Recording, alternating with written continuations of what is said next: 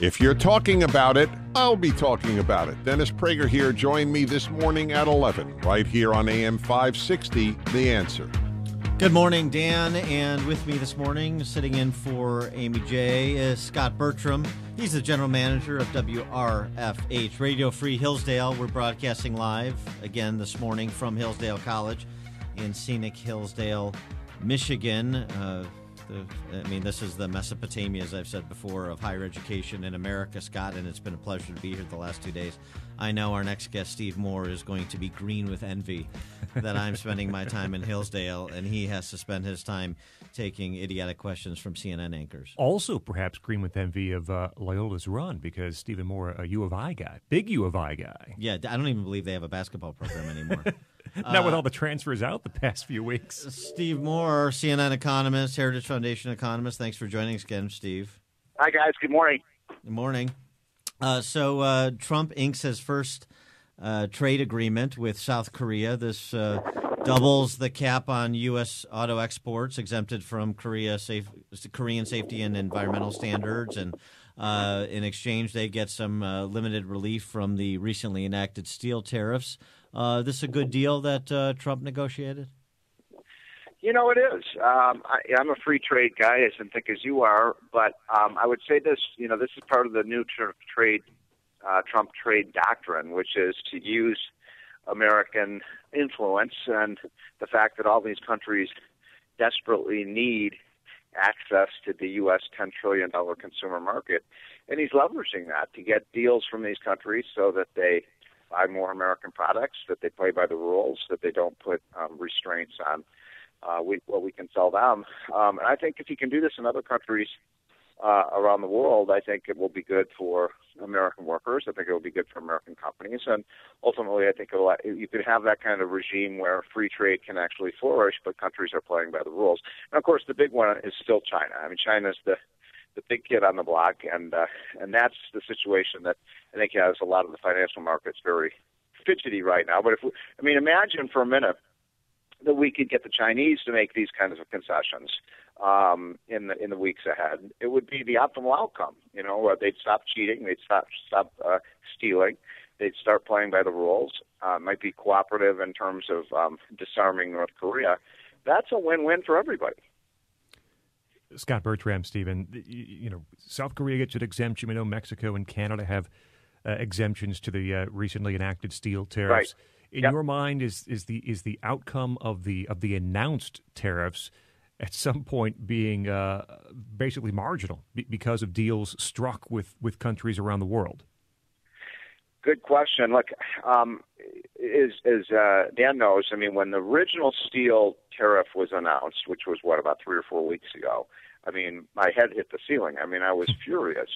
That's not it isn't even a very smart policy with respect to, protecting American jobs because, as we've discussed on the show, if you have steel tariffs on all these other countries and we're, producing things with 20% more expensive steel than the rest of the world, that's going to probably end up costing American jobs more than it's going to save.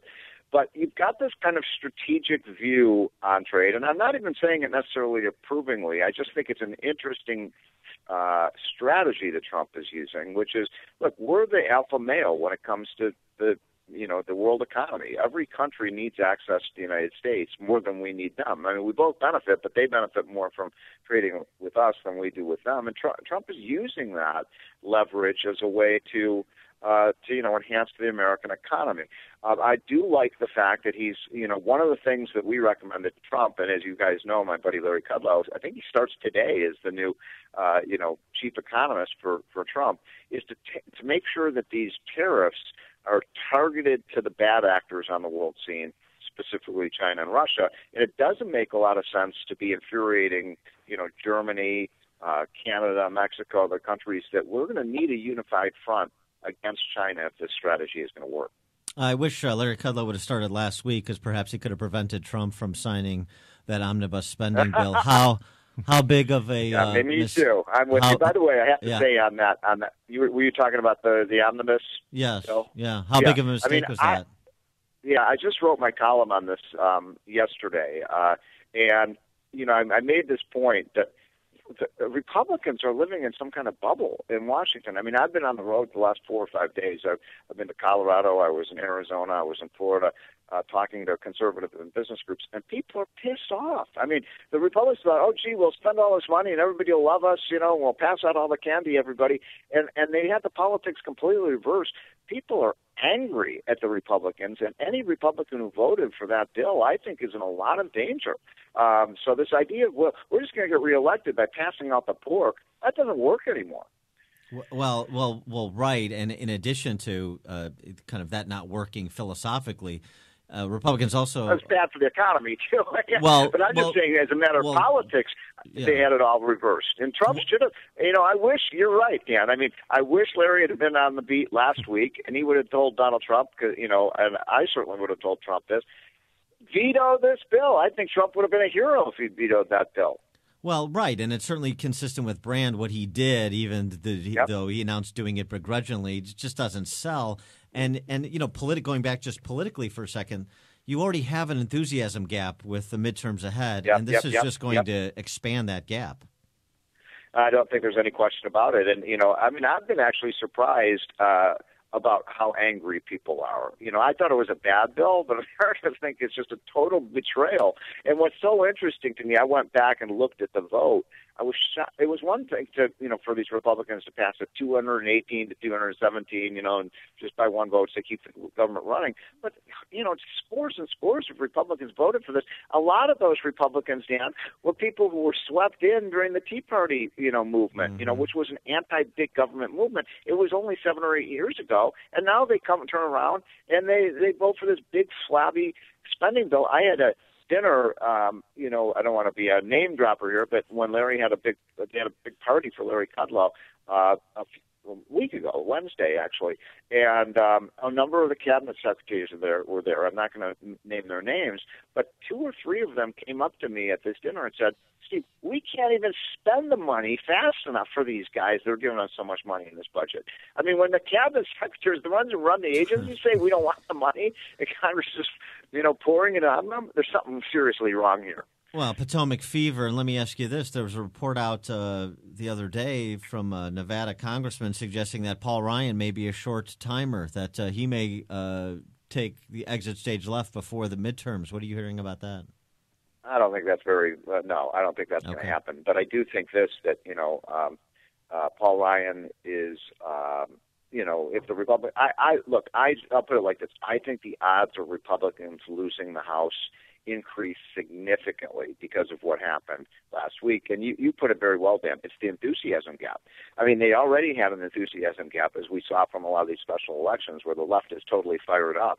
And now, a lot of Republican voters are demoralized. They're like, well, why vote for these people? They break their promises. They say they're for fiscal responsibility, limited government, balanced budgets, and then they pass this flabby spending bill. And, I'll make one other case, and this is Steve Moore speaking as an individual, not necessarily a representative of Heritage.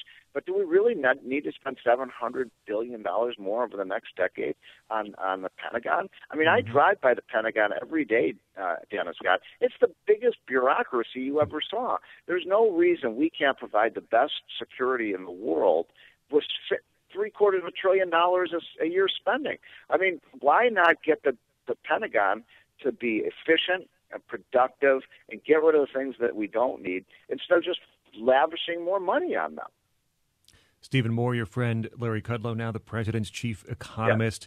Yeah. We know as of today. Yeah, we know he's a growth guy, right? 4% growth. Can we get to 5% growth? But his mantra, growth solves a lot of problems. What is he going to be whispering into the president's ear to hit those marks?